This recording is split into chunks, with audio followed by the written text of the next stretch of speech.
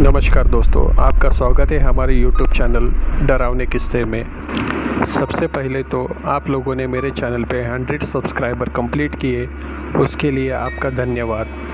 तो चलिए बढ़ते हैं हम हमारी नई कहानी की तरफ। आज की कहानी का नाम है मुर्दे के साथ सफ़र। इमरान, जो कि IT कंपनी में IT इंजीनियर था। इमरान का काम ऑफिस में नहीं बल्कि फील्ड पर जाकर काम करना था। इमरान अपना काम ख़त्म करके घर की ओर निकला। शाम के 6:30 बज रहे थे। उतने में इमरान के मोबाइल पर एक कॉल आया और उसे बताया गया कि कल उसे अहमदाबाद जाकर एक कंपनी में सर्वर ठीक करना है और उसकी अहमदाबाद जाने के लिए शाम की बस की एक टिकट भी उसके घर पे दे दी है। इमरान अभी उस कंपनी में लगा था, जिस वजह से इमरान वहाँ पे ना नहीं बोल सका और घर आकर अहमदाबाद जाने की तैयारी करने लगा। उसने अपना बैग पैक किया और सारे टूल्स ले लिए जो कि एक IT इंजीनियर को लगते हैं। अब इमरान उस जगह पर पहुँच गया जहाँ से उसको उसकी बस मिलने वाली थी।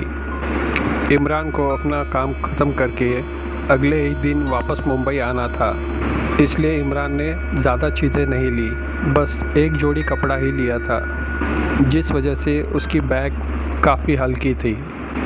इमरान को अहमदाबाद पहुंचने के लिए 8 घंटे लगने वाले थे, इसलिए इमरान ने कुछ खाने पीने की चीज़ें, पानी की बोतल, ज़रूरत की सारी चीज़ें ले ली। अब थोड़ी देर में बस आ गई और इमरान उस बस में चढ़ गया। इमरान जाकर अपनी सीट पर बैठ गया और उसकी बगल वाली सीट पर एक बुज़ुर्ग इंसान बैठा हुआ था। इमरान उससे बात कर रहा था, पर वो बुज़ुर्ग इंसान एक अलग ही चिंता में बैठा हुआ था।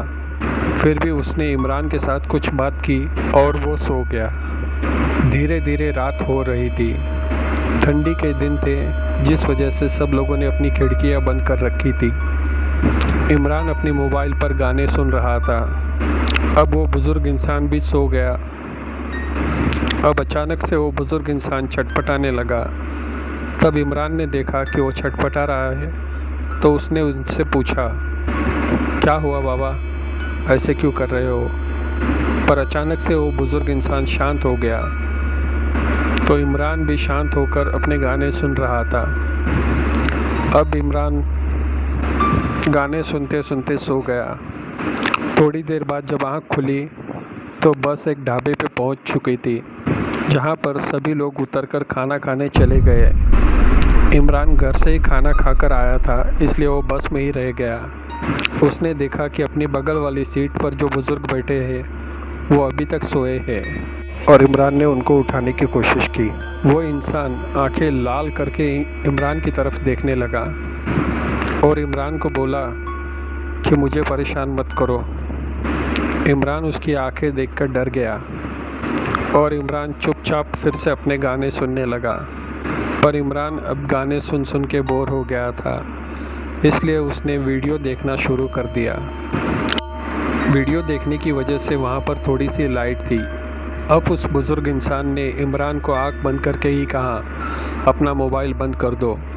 इमरान गुस्से में आ चुका था। उसने कहा, देखो मैं तुम्हारी उम्र का लिहाज कर रहा हूँ, इसलिए चुप हूँ। अगर इतनी तकलीफ़ हो रही है तो कोई प्राइवेट गाड़ी करके जाना था। इमरान को थोड़ी देर बाद बुरा लगने लगा। उसने सोचा कि ये बुज़ुर्ग इंसान थोड़ी देर पहले कितना हंसते खेलते बात कर रहे थे, पर अभी इनको क्या हुआ। इमरान वीडियो देख के भी थक चुका था। अब उसे नींद आ रही थी, इसलिए वो मोबाइल बंद करके सो गया। वीडियो देखकर इमरान भी थक चुका था। अब रात ज़्यादा हो चुकी थी, जिस वजह से इमरान सोने की कोशिश करने लगा, पर थोड़ी देर बाद इमरान को ऐसे लगा कि कोई उसका गला दबा रहा है। तब इमरान ने जाग के आसपास देखा तो वो बुज़ुर्ग इंसान वैसे ही सो रहे थे। इमरान को लगा कि उसका वहम होगा, इसलिए वो फिर से सो गया।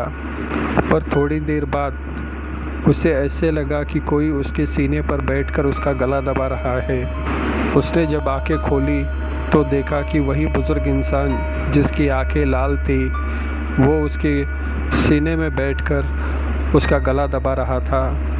अब इमरान ने चिल्लाने की कोशिश की पर उसकी आवाज़ नहीं निकल रही थी। उसने सोचा कि हाथ पैर हिलाऊं और किसी को बुलाऊं, पर उसके हाथ पांव भी नहीं हिल रहे थे। इमरान दिल ही दिल में ऊपर वाले से दुआ मांगने लगा कि उसे इस मुसीबत से वो बचा ले। इमरान को ऐसे लगने लगा जैसे उसका आखिरी समय आ गया है, पर फिर भी उसने हिम्मत नहीं हारी और वो ऊपर वाले को याद कर रहा था। इतने में बस रुकी और बस के अंदर की सारी लाइटें जल उठी। अब इमरान होश में आ गया तो उसने देखा कि वो बुज़ुर्ग इंसान वैसे ही सो रहा है, पर इमरान पसीने से नहाया हुआ था। इमरान वैसे ही डर के मारे कंडक्टर के पास भागा और उसे सारी बातें बताई। अब कंडक्टर ने कहा, ठीक है चलो देखते हैं। ऐसे बोल के वो इमरान के साथ उस बुज़ुर्ग इंसान के पास आया। उसने बुज़ुर्ग इंसान को उठाने की कोशिश की। बुज़ुर्ग इंसान उठने का नाम नहीं ले रहे थे। कंडक्टर को लगा कि शायद बेहोश हो गए हो, इसलिए उन्होंने पानी लिया और उसके कुछ छींटे उनके मुंह पर मारे, पर फिर भी वो बुज़ुर्ग इंसान उठने का नाम नहीं ले रहे थे। अब बस के पैसेंजर भी जमा हो गए, पर उनमें से एक डॉक्टर था। उन्होंने कहा कि मैं डॉक्टर हूँ, मैं चेक करता हूँ। तब उन्होंने उसकी नस चेक की और बोला कि ये मर चुके हैं। इंसान ने बोला, अरे नहीं, ये तो ज़िंदा है। उस डॉक्टर ने उनकी तरफ देखते हुए कहा कि इसकी नस के हिसाब से इसे 3 घंटे पहले ही मौत आ चुकी है। अब इमरान डर गया, पर इमरान ने कहा कि ऐसे कैसे हो सकता है। जब मैं बस में चढ़ा तो इनसे बात की, तब डॉक्टर ने बताया कि इनकी मौत हार्ट अटैक की वजह से हुई है और इनकी मौत को हुए ज़्यादा समय भी नहीं हुआ, 3 से 4 घंटे ही हुए हैं।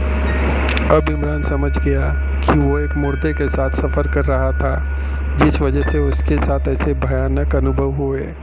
उसने बस वही खड़ी कर दी और तुरंत एम्बुलेंस बुलाई। एम्बुलेंस के साथ पुलिस भी आ गई। अब वो लोगों ने लाश का पंचनामा किया और लाश को दवाखाने ले गए और इमरान बस में बैठकर बस के साथ अहमदाबाद चले गया।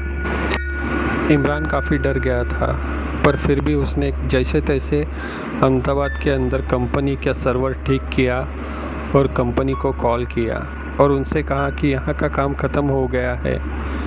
तब कंपनी के सुपरवाइज़र ने कहा, ठीक है, मैं आज रात तुम्हारी टिकट बनाता हूँ। तब इमरान ने उनसे रिक्वेस्ट की कि मुझे बस की नहीं ट्रेन की टिकट दिलाई जाए। सुपरवाइज़र अच्छा था, उसने इमरान को ट्रेन की टिकट दिला दी और इमरान ट्रेन पकड़कर मुंबई आ गया। पर इमरान ने कुछ ही दिनों में वहाँ पर रिज़ाइन दे दिया और वो दूसरी कंपनी में लग गया। अब फील्ड ऑफिसर नहीं रहा, वो ऑफिस में बैठकर आईटी का काम करता है और अपनी नई जॉब से ज़्यादा खुश है, क्योंकि उसको यहाँ पगार बढ़ के भी मिली है। तो दोस्तों, आपको आज की कहानी कैसी लगी कमेंट करके ज़रूर बताएं। कहानी सुनने के लिए धन्यवाद। फिर मिलेंगे एक नई कहानी में।